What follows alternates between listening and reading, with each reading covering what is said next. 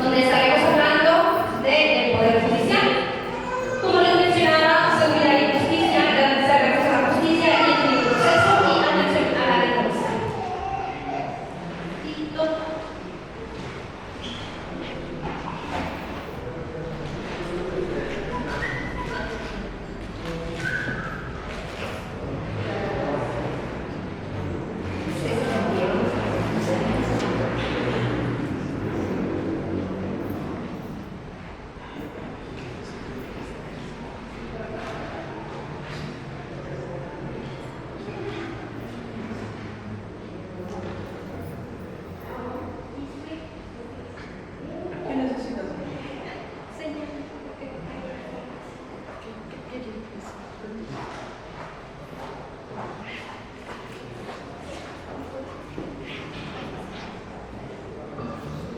Bueno, nos acompaña el día de hoy la doctora Frida Bravín,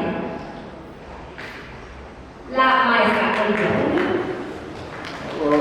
Mauricio Bravín y Fernando Elizabeth. Y bueno, entonces damos inicio. Vamos acá. Yo les voy a ir alternando las preguntitas.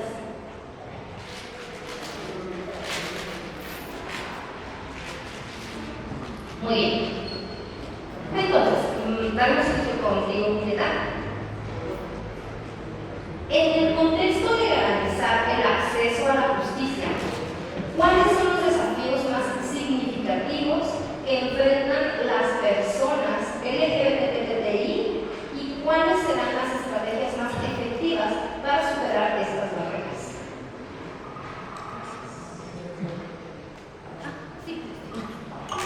Muchas gracias.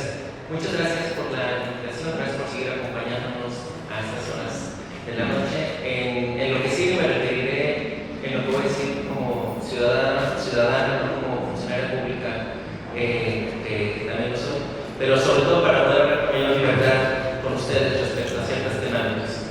Respecto a este tema, me gustaría enfocar en la primera parte de la pregunta, que tiene que ver con los desafíos más significativos que enfrentamos las personas LGBTI+. Sobre esto me gustaría comenzar diciendo que cualquier colección de postales sobre nuestra historia colectiva es una colección de postales que tiene que ver con las vejaciones sistémicas que hemos enfrentado a lo largo de los años.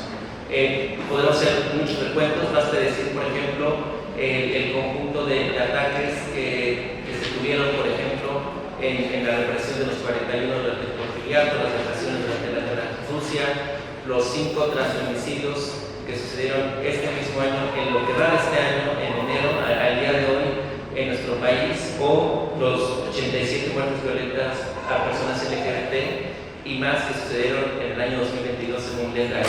Es decir, lamentablemente, y ese creo que es el principal desafío, desde luego, es la violencia sistémica con la que vivimos constantemente, ya sea desde los micromachismos y las miradas lascivas y violentas, hasta los actos más crueles de discriminación y ataques violentos contra nuestra integridad. Habiendo dicho esto, yo creo que es incluso en un país como México, con los altos niveles de violencia que tiene México, particularmente importante poner el foco y el énfasis en la violencia que puede tener o que podemos tener las poblaciones LGBTI+. Es por eso que déjenme referirme a 3 palabras que espero que nos acompañen a lo largo de la discusión en la mesa. Para hablar de esas temáticas. Uno, que la violencia contra la población LGBT+ está también incrustada en esto que es una violencia más generalizada en el país. Estamos hablando, por eso, una característica es que cualquier tipo de iniciativa que estemos apelando desde un orden jurídico o legislativo, como ya se ha dicho, tiene que atender justamente este marco mucho más grande. No podemos independizarnos o ser autónomos, digamos, de estas características de violencia sistémica que existen en el país. Esta primera, que es sistémico. Lo segundo, que es diferenciado. Es decir, si bien es cierto que con los datos que contamos sabemos a día de hoy que el número de violencias que sufren las poblaciones LGBTI+ en el país es bastante mayor que las personas no LGBTI+. Estamos hablando que en la encuesta que se hizo del INEGI 2021, las personas no LGBT+ habían sufrido en su vida en un 37.4% del total algún tipo de violencia a lo largo de su vida. Esto sube a más de 10 puntos porcentuales, a 59.3 cuando hablamos de las personas LGBTI+. Habiendo dicho eso, es importante decir la segunda palabra, que es una violencia diferenciada también. En la misma población LGBTI+, por diferentes razones, diferentes poblaciones, empezando por algunas mujeres trans, por ejemplo, mujeres lesbianas también, que tienen niveles altísimos de violencia en comparación a este promedio ya de por sí alto de población LGBTI+. Ese es un segundo diferenciador importante, justamente estas características. Y cuando le cruzamos otros elementos de la interseccionalidad, pues esto sube incluso varias veces más. Cuando hablamos no solamente de mujeres, sino de mujeres trans, mujeres lesbianas o mujeres trans y lesbianas que además tienen otra particularidad identitaria, por ejemplo. Entonces, ese es un aspecto que no es menor. Una tercera palabra que yo creo que sería importante también comentar acá tiene que ver con el ámbito de esas violencias, que podríamos llamarle los ámbitos de la violencia. Cuando hablamos de la violencia, hablamos de diferentes acciones, por eso nos referimos por ella en plural. Y cuando hablamos en la pluralidad de estas violencias, creo que podemos entenderlo por una parte, en los ámbitos en donde sucede esa violencia o esas violencias.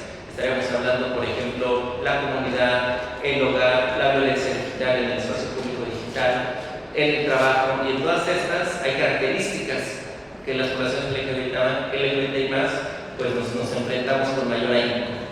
Y la otra característica de estos ámbitos es lo que ya se comentaba en otras mesas y justamente en la mesa anterior, que es la parte regional. No es lo mismo la violencia que podemos vivir y que existe, que sabemos que hay en la Ciudad de México, pero en la misma Ciudad de México no es lo mismo estos micromachismos, por ejemplo, que podemos encontrar incluso en lugares como la Colonia, donde estamos un poco más hacia la zona rosa o la Condesa, y cuando salimos de ahí, obviamente en las periferias de la ciudad o en lugares más alejados de estos centros de mayor diversidad, se vive diferente este tipo de situaciones. No decir o qué decir más allá de la Ciudad de México, en donde sabemos que hay lugares que este tipo de situaciones es sumamente más lacerante. Entonces, estas tres palabras, creo yo, sistémico, diferenciado y de los ámbitos de la violencia, creo que son elementos que nos ayudan a entender de una manera más completa esto que sabemos que existe, que ya tenemos algunos datos al respecto, que lo vivimos, no solo con anécdotas o cualitativamente, sino también con los datos que podemos obtener, pero que creo yo que nos sientan de entrada un primer avance para, a partir de aquí, creo yo también comentar o platicar lo que podrían ser las estrategias que se las va a dejar también a mis compañeros para hablar sobre eso. Muchísimas gracias. Olivia, ¿cómo se puede fortalecer el sistema de seguridad y justicia hacia las personas LGBTI para garantizar un acceso igualitario a la justicia y un debido proceso, considerando las especificidades y contextos de nuestras poblaciones y con la excelencia que tienes? Gracias. Muchas gracias. Bueno, para quien no me conoce, soy Olivia Rubio, soy litigante y me ha tocado litigar muchos casos que tienen que ver con nuestras poblaciones. En general, lo que hice fue como hacer una lista de cuáles son los límites o las barreras que en el litigio penal diario nos enfrentamos cuando hablamos de personas que, ya sea que cometan delitos y que pertenecen a la población LGBT o que les haya cometido delitos. En primer lugar, cuando las personas LGBT son víctimas de delitos, lo primero que tienen es una gran desconfianza en las instituciones.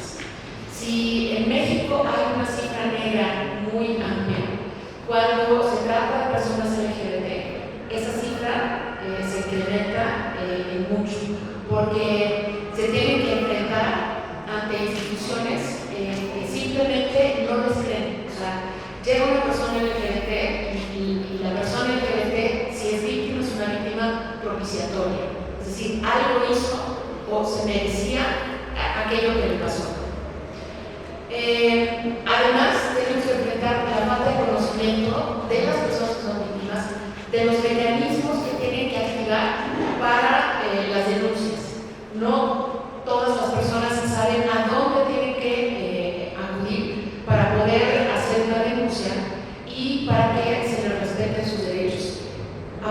lado, desafortunadamente, en México tenemos un montón de instituciones que tutelan ciertos derechos, pero toda esta atomización lo que crea generalmente en las personas que no tienen el conocimiento legal específico es que no saben a dónde acudir. Y cuando acuden a una primera instancia y no es la instancia adecuada, simplemente se desaniman de acudir y no llegan a la instancia a donde tendrían que haber llegado.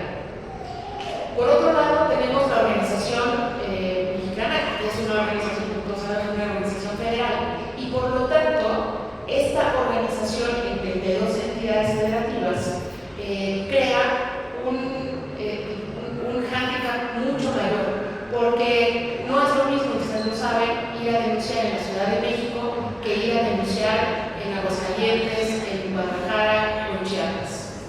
Por otro lado, esta atomización y esta federalización de instituciones también se incrementa con la movilidad del personal. Es decir, muchas veces lo que se dice es que necesitamos una fiscalía especializada en temas LGBT. Sin embargo, esa fiscalía especializada en temas LGBT generalmente tiene una movilidad de personal muy grande, porque así son las fiscalías. Las fiscalías, la gente que trabaja en las fiscalías se mueve constantemente porque además es su derecho, quiere probar y quiere ir a otras fiscalías.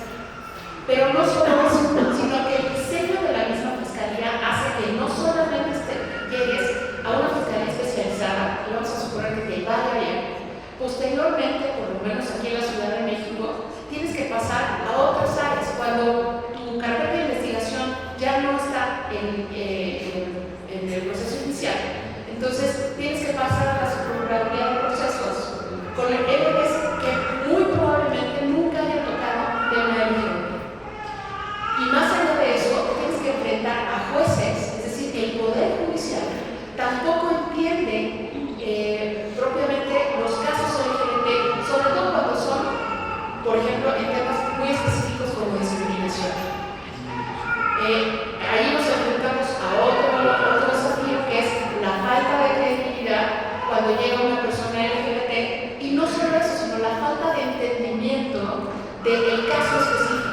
Muchas veces en casos de discriminación, inclusive en otro tipo de delitos, el personal no entiende de qué se trata, no entiende cómo, por ejemplo, la identidad de género puede afectar en un caso de discriminación, porque no lo entienden, ni siquiera comprenden el concepto. La ausencia de conocimiento más de legislación nacional de origen internacional, es decir, todos aquellos tratados, convenios, protocolos de origen internacional, muchas veces los operadores de justicia piensan que no tienen por qué aplicarlos, que si los aplican, tendrían que aplicarlos los jueces, e incluso a veces los jueces piensan que no tienen la obligación de aplicarlos cuando son obligatorios. Estos estándares universales y estándares regionales simplemente pasan de largo por sus cabecitas.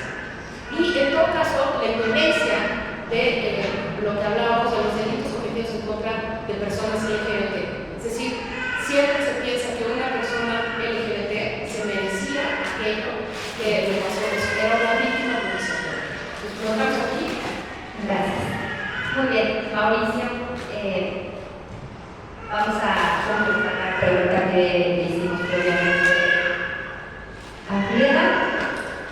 En el contexto de garantizar el acceso a la justicia, ¿cuáles son los desafíos más significativos que enfrentan las personas LGBT, desde tu opinión, y cuáles serían las estrategias más efectivas para superar estas barreras? Bueno, yo, como lo comentaba en mi intervención en la pregunta anterior, y un poco retomando lo que mencionan, creo que tenemos que tener una visión mucho más amplia. Yo voy en que la justicia, en realidad, en este país, para las personas LGBT, va más allá del tema penal. Tenemos justicia familiar, tenemos justicia civil, debemos de tener justicia laboral, ¿no?, que nos atraviesa las comunidades en todos los aspectos mercantil. Y entonces pareciera que siempre el tema penal es una mayor cosa. Y ahí, como sea, pues si tú eres el que cometió el delito,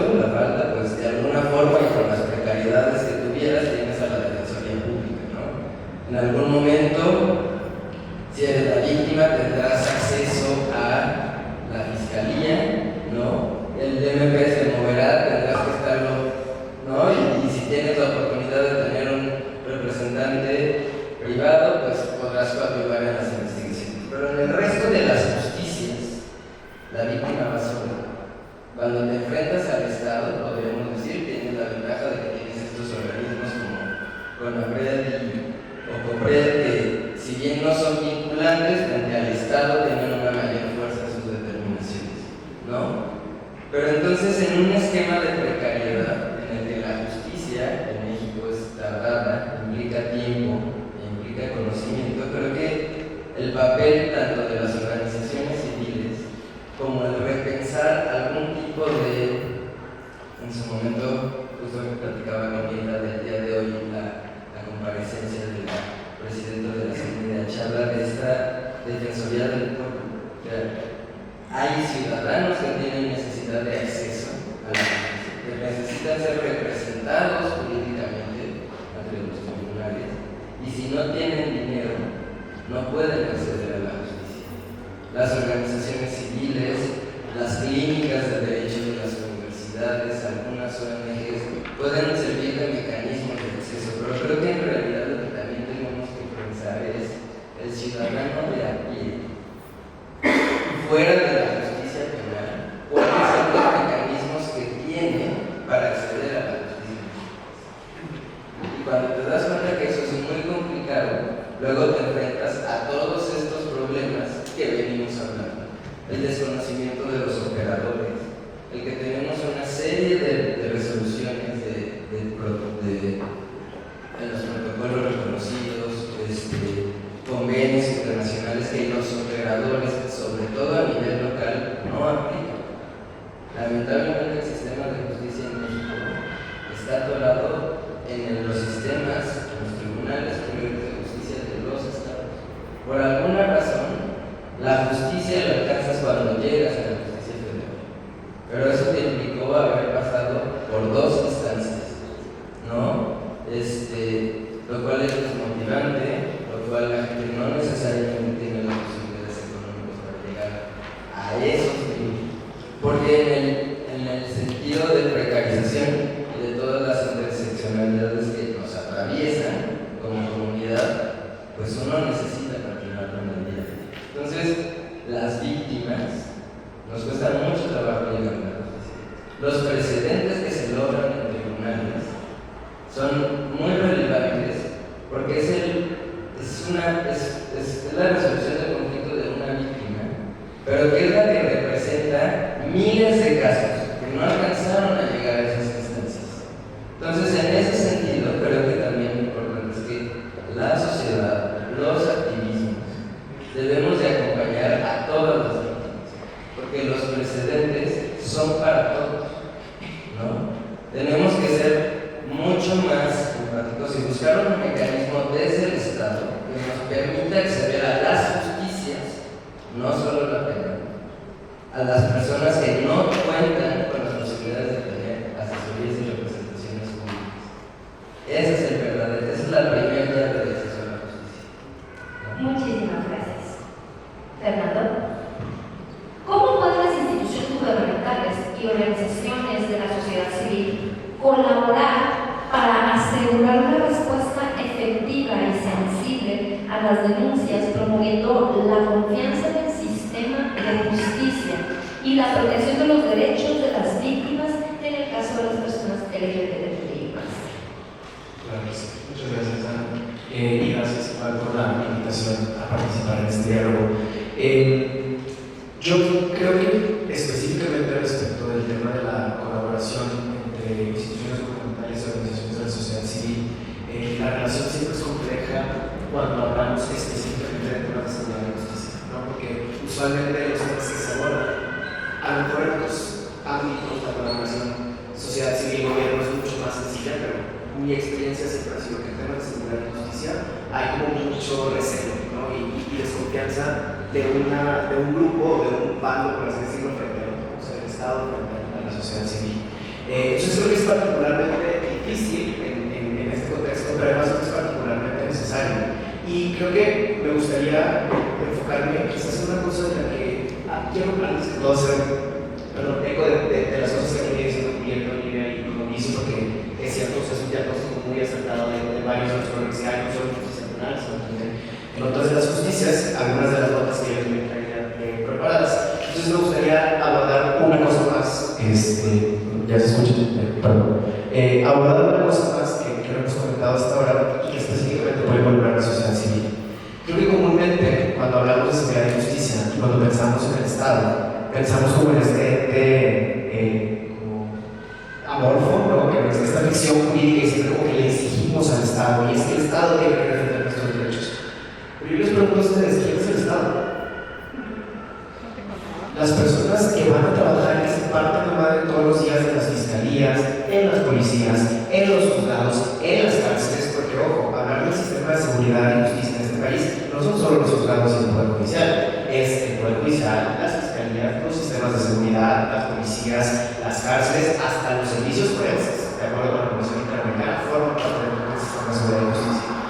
Y cuando hablamos con estas personas y vemos en qué condiciones trabajan, pues a mí no me sorprende el sistema que tenemos en este país, el desmadre que es. Porque si tú vas y le preguntas a unos custodios del penal de Oaxaca cuánto ganan, son 15,000 baros al mes. ¿Qué van a hacer con ese dinero para mantener a sus familias? Trabajan turnos de 24 por 48 cuando bien les va, no tienen acceso a las herramientas para hacer su trabajo y esperamos de verdad que puedan tener la capacidad de sentarse en una capacitación para entender temas de identidad de género y cómo tratar a las personas que hacen limitar. Perdón, yo no sé ustedes, pero si alguna vez estudiábamos crudos para un examen crudo, para un examen de nadie rendía. Es lo mismo, si estamos en una pinche situación constante de acoso laboral, de situaciones horribles de trabajo, pues cada quien va a hacer un trabajo de la fregada. Y a mí me parece bien importante, porque es necesario que se haga esa discusión. Si vamos a hablar de una reforma profunda del sistema de justicia, tenemos que ver en qué condiciones tenemos trabajando las personas que nos cuidan, porque esas personas en teoría nos cuidan, les pagan para cuidarnos. Y por eso es difícil que pensemos que nos van a cuidar bien y si ellas mismas nos están cuidando, ¿no? Pensemos a mí me encanta hablar con esta analogía de cuando vas en el avión, ¿no? ¿Quién te dice cuando están en la demostración de seguridad? Que si se caen las mascarillas, ¿quién se la pone primero si no se caen? O sea, te la tienes que poner primero tú, porque si te pasa algo a ti, pues ya no puedes ayudar a nadie más, ¿no? Entonces, es algo que, pero cuando no estamos hablando, me parece importante tener esa discusión, sobre todo porque también hay una discusión pública muy importante sobre temas, por ejemplo, de austeridad o de reducir privilegios. Claro, estoy completamente de acuerdo con eso, pero hay cosas que no son privilegios, hay derechos esenciales de las personas que trabajan en estos sistemas que no se están respetando en muchos niveles y creo que también es algo que tenemos que crear la discusión sobre cómo mejorar este sistema de justicia. Y me parece que en temas de sociedad civil es algo que puede colaborar de manera muy cercana, porque hay instituciones que hacen este trabajo, ¿no? De ayudar a crear las condiciones necesarias para que las personas que nos cuidan se cuiden también y puedan cuidarnos. Yo me quedaría hasta ahí. Muchísimas gracias. La siguiente pregunta va dirigida a las 4 personas de la mesa, para que me dejen aquí su opinión. Bueno, ¿cuáles son las mejores prácticas a nivel nacional en la atención a la denuncia de personas, como parte de personas LGBTI+, y cómo podrían ser adaptadas o implementadas para mejorar la eficacia y la confianza en el sistema de seguridad y justicia? Muy bien, muchas gracias. A mí me gustaría ampliar el contexto de la pregunta con algunas cifras, así que como decía Monsiváis, para documentar el optimismo. Y justamente comenzando por el de la cifra negra. De acuerdo a una encuesta que tiene el INEGI, de la Encuesta Nacional de Victimización y Percepción sobre Seguridad Pública, es una encuesta anual, la última edición es 2022, que se publicó en 2023. El total de delitos en cuanto a porcentaje que se denunciaron y que se abrió una carpeta de investigación solamente fue del 6.7% de todos los hechos delictivos, es decir, que más del 90%, más de 9 de cada 10, o no se denunció en su gran mayoría, o cuando se denunció no se inició la carpeta de investigación. Entonces, ante eso estamos otra vez desde un punto de vista sistémico. Creo que eso no hay que dejarlo de lado, justamente para no caer simplemente en la focalización, en la atención a las poblaciones LGBT+, que es prioritario, pero que están, como decía yo, contexto mucho más amplio. ¿Y por qué no se denunció? Una de las principales razones de esta no denuncia pues es el amplio contexto de desconfianza en las instituciones públicas. Igualmente esta encuesta nos revela que, por ejemplo, la desconfianza en las instituciones públicas es altísima en algunas de las instituciones que se encargan de esto. Llega a ser, por ejemplo, del 58% para jueces, del 56% para la policía estatal, del 56% para la policía municipal o ministerial y del 45% para la policía de tránsito.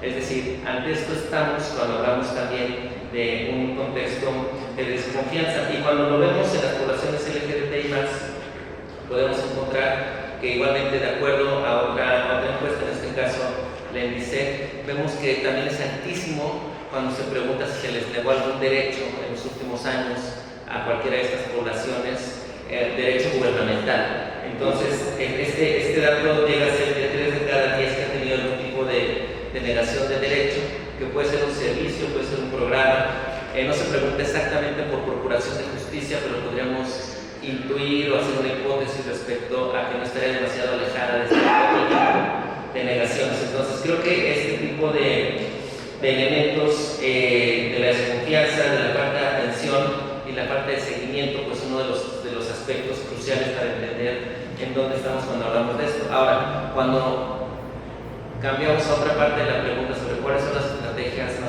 más eficaces, pues las primeras son las que funcionan, es decir, que si vemos que incluso en crímenes emblemáticos contra la población LGBT+, resulta que hay una cantidad de sospechas o de dudas que son a ojos de todos evidentes, me parece que uno de los principales elementos, como ha pasado en otros casos en otros países, es resolver sobre todo, es decir, sin dejar de lado los delitos que nos atañen a todos, pero desde luego cuando se resuelven también delitos de alto impacto o que impactan de una manera sustantiva a las poblaciones, creo que también se da un paso importante. Pasó en otro contexto en el cual también tengo cierta familiaridad como tema, que es, por ejemplo, el asesinato de periodistas, que es una población, es un sector vulnerable en América Latina, vulnerable en un país como Colombia, pero en el momento en el que se empezaron a llevar a juicio estos asesinatos, sí dejó de haber por unos años asesinatos, aunque existían otro tipo de agresiones. Esto quiere decir que cuando se atienden también, sin dejar de lado de manera sistémica los otros delitos,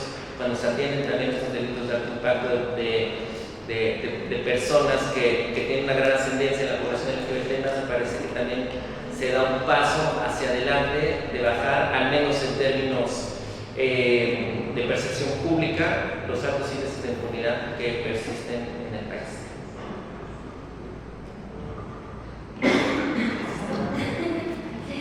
La misma pregunta, las mejores prácticas a nivel nacional y cómo podrían ser adaptadas e implementadas para mejorar la eficacia y la eficiencia. Perfecto, muchas gracias. Bueno, una de las prácticas que me parece que hay que implementar a nivel nacional son justamente lo que decía Mauricio, que son estos mecanismos de acompañamiento cuando una persona es víctima de algún delito. Es decir, si las personas saben que tienen que acudir a una sola ventanilla y en esa ventanilla les van a orientar respecto de cuál es la siguiente puerta que hay que tocar, esto generalmente lo que crea es un impulso de confianza. Es decir, hay muchas personas que no saben qué puerta van a tocar.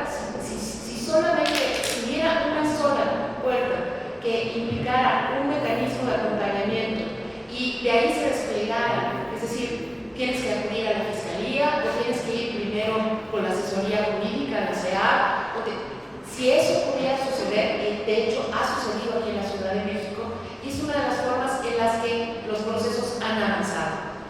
Por otro lado, algo que sí sucede en la Ciudad de México, en la fiscalía, y que no sucede en ninguna otra fiscalía, es el análisis de contexto.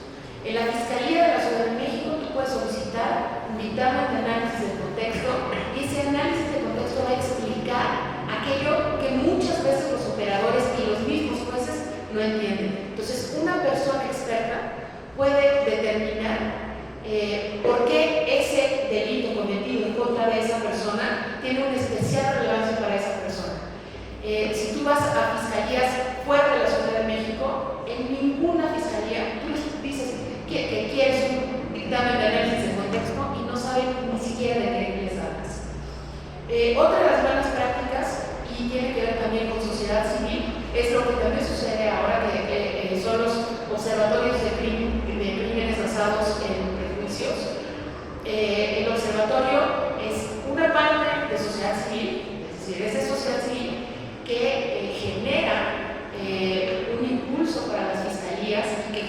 además estadísticas y números que también carecemos de estas deficiencias de los registros en todas las fiscalías.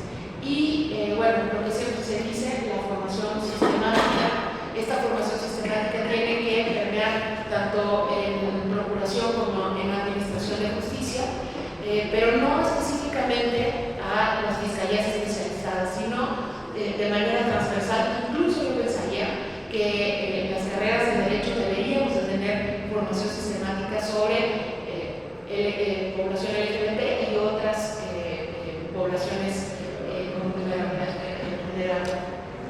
Eso. Gracias. Gracias. Bueno, es una pregunta compleja. Sin duda creo que, y ahí me inserto en lo que comentaba mi compañera, estamos en un contexto generalizado, ¿no?, de precariedad de las fiscalías en realidad. Entonces, si bien es necesario tener protocolos, que muchas veces no necesariamente se cumplen, ¿no? Tenemos los protocolos de atención, de diversidad sexual, orientación general, etc., pero no necesariamente se cumplen, y ahí coincido en lo que hemos dicho, pues las fiscalías tienen temas de precariedad, o sea, no necesariamente tienen el personal para atenderte, no el personal está capacitado, así como en la ciudad se ha hecho un gran esfuerzo para tener a las abogadas mujeres y las fiscales y las mujeres que tienen a los... Pues sería espectacular que pudiéramos tener un programa parecido para las poblaciones de la diversidad sexual. El tema es que el presupuesto pues no da, ¿no? Cuando todavía llegas puedes presentar tus denuncias y te vas al tema de la investigación, pues muchas veces este mismo estigma, los crímenes de odio, pues se van quedando para atrás. No es la prioridad puede ser en algunos contextos, pues el empresario que llama mucho la atención y las comunidades, pues vamos quedando atrás, no somos tan relevantes, ¿no? En realidad nuestros crímenes no son tan relevantes, y entonces la prioridad en la que se basa la investigación es compleja. Y por el otro lado, creo que también pues volvemos a lo mismo, o sea, el proceso penal como tal es complicado y las otras justicias son muy complicadas. Para mí, algo que podrías decir deberíamos de hacer como buena práctica es poner el foco en lo que sucedió en la justicia laboral. Fueron muchos años en los que la justicia laboral estaba olvidada, era lenta, favorecía a los empresarios, pero esta nueva reforma de la justicia laboral ha hecho procesos mucho más rápidos, ¿no? No se vuelven los casos de 15 años en los que entonces por fin gané, ya me cayó una lana, pero ¿quién aguanta 15 años de proceso, no? Entonces, lo mismo debería de pasar, o sea, cuando la gente habla de tenemos que realmente analizar nuestra ley de amparo, o sea, cada resolución en penal, cada acto de la fiscalía, cada acto de los jueces de control, vuelves a subir toda la escalera y regresas, ¿no? Y en todas las justicias pasa lo mismo. Entonces, la posibilidad de obtener una sentencia es muy baja. El que tú puedas iniciar un proceso jurisdiccional es complicado, ¿no? En los temas penales las denuncias son muy pocas. La sentencia, las consignaciones, ¿no? ¿cómo se llama? Las vinculaciones al proceso son mínimas, pero las sentencias son nulas, ¿no? Porque entonces llevas procesos de 10 años, subes, bajas, cuando el centro debería de ser, sin duda, la reparación del daño. Y ese fue el foco que se tuvo en la reforma laboral. El trabajador lo que necesita es justicia, es que lo liquides, es que le reconozcas su derecho. En las demás justicias debería de pasar lo mismo. Entonces, ¿qué es lo que tenemos? Pues lamentablemente, insisto, nuestras justicias locales son muy precarias y siempre terminamos cayendo en la ley de amparo, que es un sinfín, un juego de serpientes y escaleras que nunca acaba. Tendríamos que buscar, desde mi punto de vista, tener mucho más claro los procesos de amparo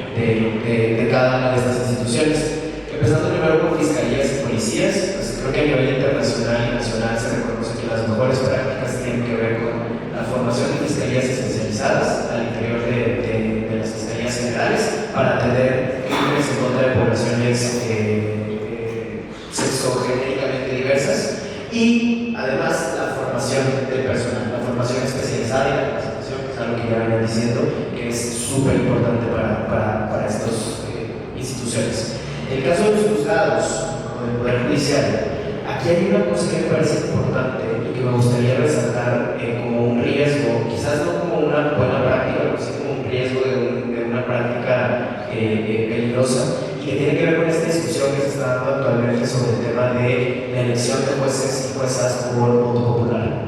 Yo simplemente lanzo una pregunta de: ¿queremos jueces y juezas del PES? ¿Queremos jueces y juezas del MAL? Porque los jueces y las juezas del PES y del MAL van a interpretar muy probablemente como está pasando en Estados Unidos, y lo que pasó en Estados Unidos fue que se revirtió un precedente importantísimo histórico, Roe v. Wade, que garantizaba el derecho al aborto a nivel nacional.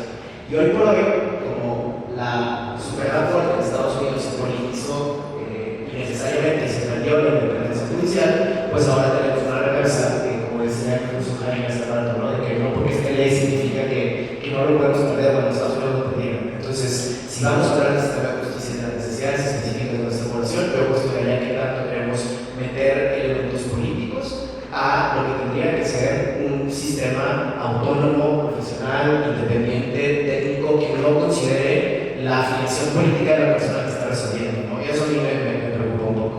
Y finalmente, el tema de cárceles, que también creo que ahora hemos hablado del contacto que tienen nuestras poblaciones con el sistema de justicia cuando son víctimas, pero no hay que olvidar que nuestras poblaciones también delinquen, y entonces pues nuestras poblaciones también van a la cárcel. Y en las cárceles, yo no sé si alguna vez alguien aquí de ustedes ha estado en una cárcel y visto las condiciones en las que están las poblaciones LGBT y más, pero de verdad son aterradoras, ¿no? Necesitamos empezar a implementar modelos específicos de protocolos que reconozcan la identidad de género de las personas, por ejemplo, cuando una persona trans es encarcelada, a qué centro penitenciario se va, y bueno, sobre eso hay muchas lineamientos y directrices a nivel internacional que podrían ayudar en ese camino. Yo me quedaría hasta ahí con esas aportaciones. Perdón, una última que también me parece importante, y lo estaban comentando hace rato, para poder traer la experiencia de nuestras poblaciones a las instituciones. Creo que esto no lo he visto en ningún lado, pero tampoco voy a decir que no lo inventé porque sería muy absurdo, pero me parece importante que así como en empresas se hacen programas de contratación de diversidad para tener personal diverso en las empresas, lo mismo deberíamos estar haciendo con las instituciones de procuración y administración de justicia. Porque teniendo compañeras trans, lesbianas, bisexuales, gays, investigando nuestros delitos, aportando su experiencia, su conocimiento, este contexto que pueden entender del cual venimos, creo que eso también contribuiría mucho a mejorar los servicios que recibimos de estas instituciones. Muchísimas gracias. Bueno, vamos a tomarnos los minutos de compensación que son con el fútbol, porque vamos a salir tarde. Y hay una última pregunta, pero ahora son las 3 minutos para contestar. La vamos allá.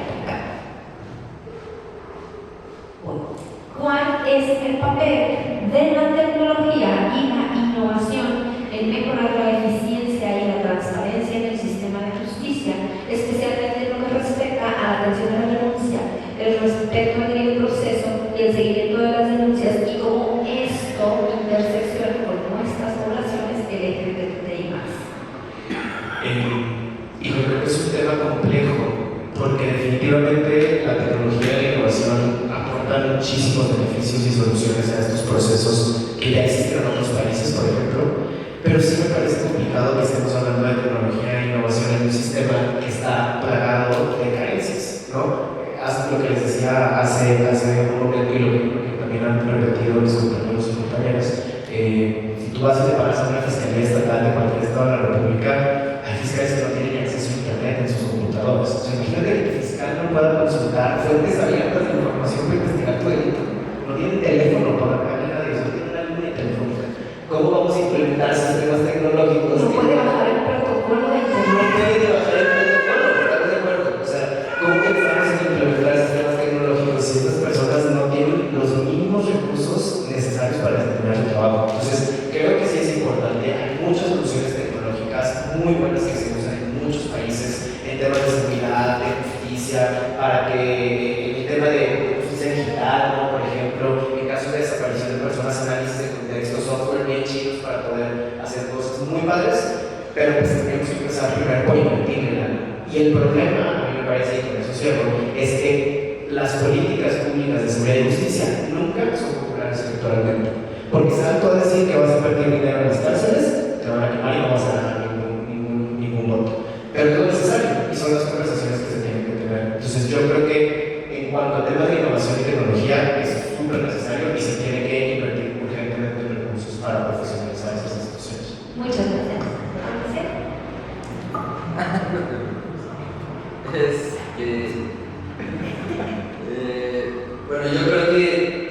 duda, coincido el tema de la falta de recursos es algo que no podemos obviar.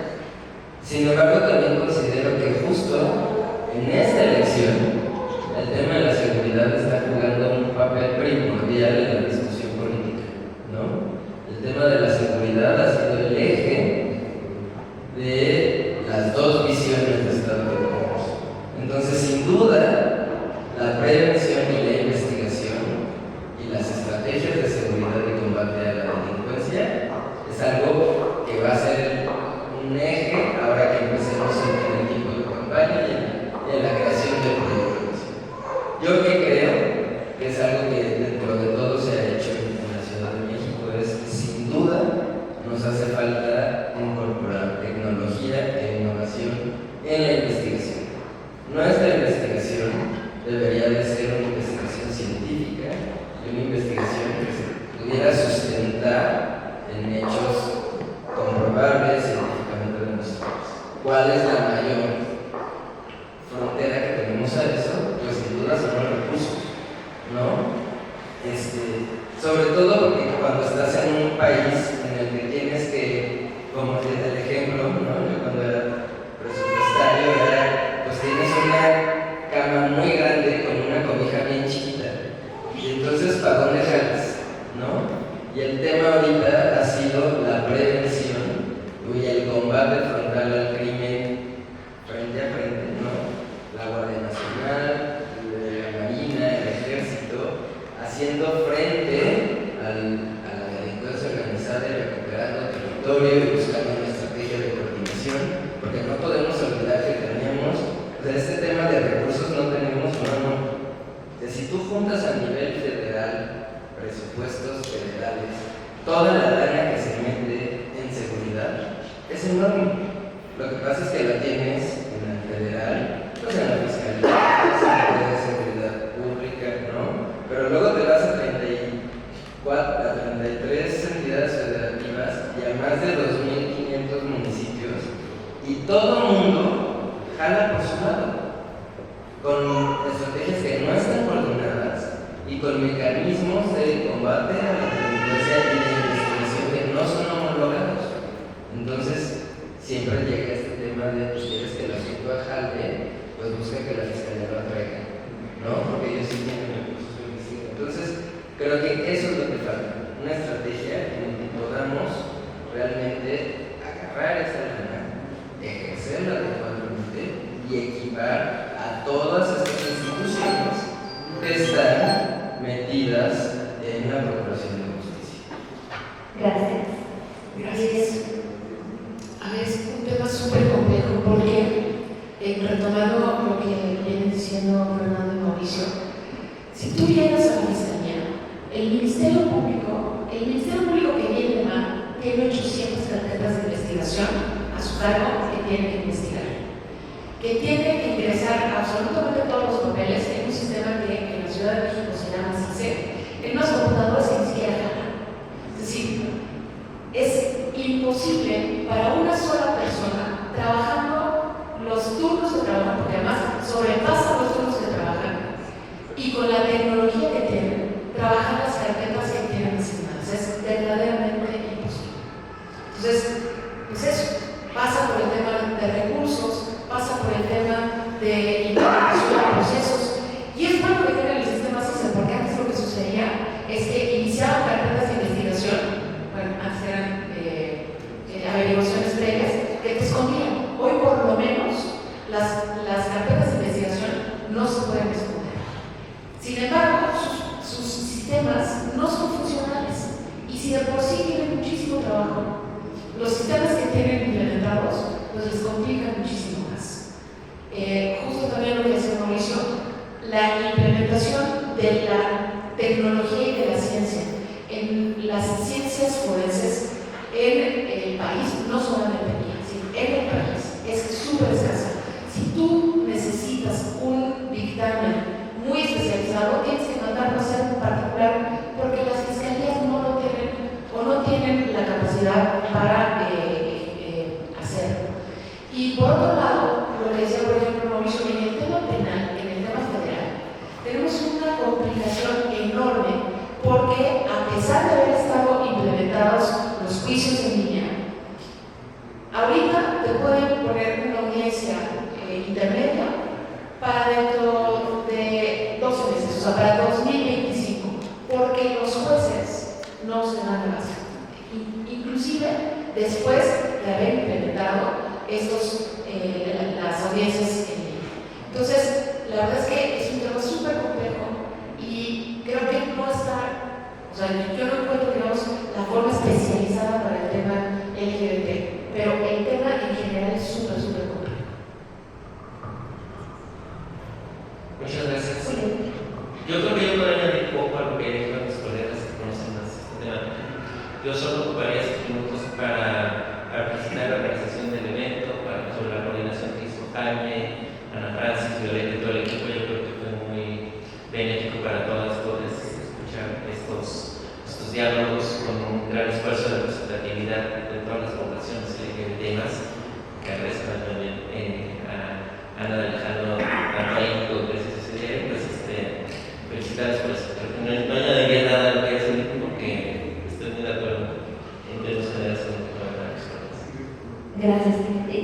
A mí me entra la duda si este tema de la innovación tecnológica no ayuda, por ejemplo, a incrementar la posibilidad de denuncias, en el tema de que ya no tengo que denunciar directamente ante una persona a la que le tengo miedo que me va a discriminar, y a lo mejor pues puedo hacer una denuncia de una manera más sencilla, tengo acompañamiento en línea, no sé, o a lo mejor eso solo sucede en Ciudad de México y yo, como dices, me imagino que igual está pasando la placa en la línea, ¿cierto? Solo pienso. Pero bueno, ese es mi editorialización del tema, ya no puedo hoy. Muchísimas gracias por su participación.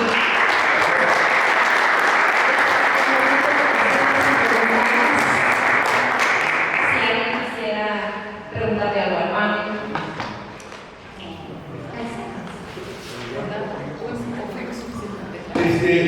Primero, agradecer el panel, fue muy rico, muy fructífero, muy triste. Y algo que queda como claro es que hay una disociación entre seguridad y justicia. Y a mí me parece, por lo que escuché, que deberían ir unidos. No va a haber seguridad sin la justicia y viceversa. Y hablo de esto de lo que decía Mauricio de los presupuestos. Es decir, para la seguridad hay presupuestos enormes, ¿no? Esta parte de la seguridad frente a frente, y no hay así para la justicia. Hay un ejemplo rápido que Fernando puso en la mesa, es la falta de cuidados al personal que procesa la justicia. Y él hablaba un poco del autocuidado, pero más bien yo hablo del cuidado del Estado y de las personas, que nos cuidan o que ejercen la justicia. Cuando llegamos al gobierno del 18, había una sensación de que todo iba a cambiar. Había como, ¿dónde está la varita mágica que va a cambiar todo? Queríamos que traíamos la varita mágica. Y no nos dimos cuenta que la estructura quedó igual, que las personas seguían siendo las mismas, con las mismas prácticas, y a pocos pudimos incidir para un cambio de prácticas o un cambio de atención de lo que querían. Y hablo específicamente de los ministerios públicos. Los ministerios públicos que viven dentro de la violencia, las personas que ejercen violencia y que se han habituado a la violencia, no sienten que viven violencia, pero viven violentados. Y eso provoca que se minimice cualquier evento violento hacia las personas. Pongo un ejemplo. Ministerio Público especializado para la atención de las mujeres. Una mujer finalmente se arriesga y agarra del brazo a un tipo con una policía en el metro que le agarró las nalgas y le rozó con el pelo. La Ministerio Público voltea y le dice: por eso, manita, porque para el Ministerio Público, sin mala leche, sin mala fe, güey, estoy viendo a gente que la están matando, viene herida, y tú me sabes por qué te manosearon. Viéndolo así, pues no podemos juzgar al Ministerio o a la Ministerio Pública por esa expresión. Pero entonces, ¿cómo vamos a hacer justicia? ¿Quién pone el mínimo y quién pone el máximo? ¿Cuál es la violencia que debe de recibir una mujer para recibir una atención prioritaria, focalizada, rápida? ¿No? Entonces, esto que se está diciendo hoy es fundamental.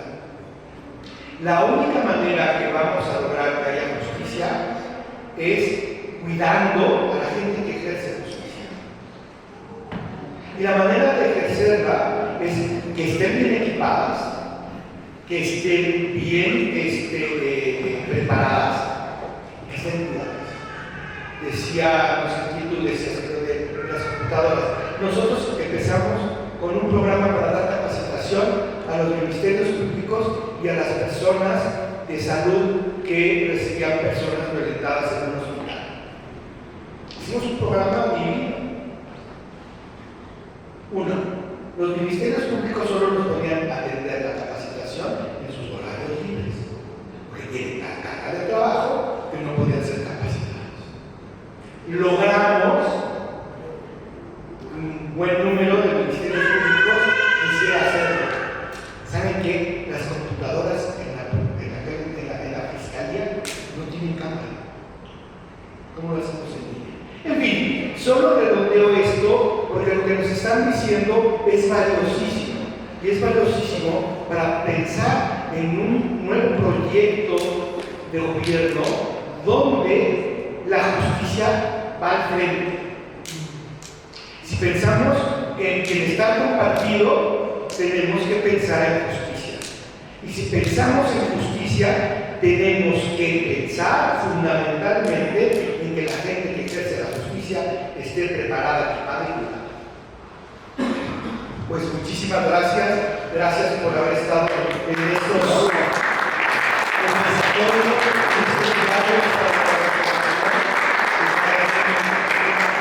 Recuerden que tenemos que seguir trabajando. Tenemos un correo electrónico que se llama diálogos, diversidad, diálogos ds, gmail.com, diálogos ds@gmail.com, para que nos manden todas sus propuestas, todas sus preguntas, para seguir enriqueciendo estos diálogos. La voluntad de ustedes, la voz de ustedes, su presencia va a ser fundamental. Y fundamental es que protejamos, defendamos nuestros derechos. Si no los protegemos nosotras, nadie los va a proteger por nosotros.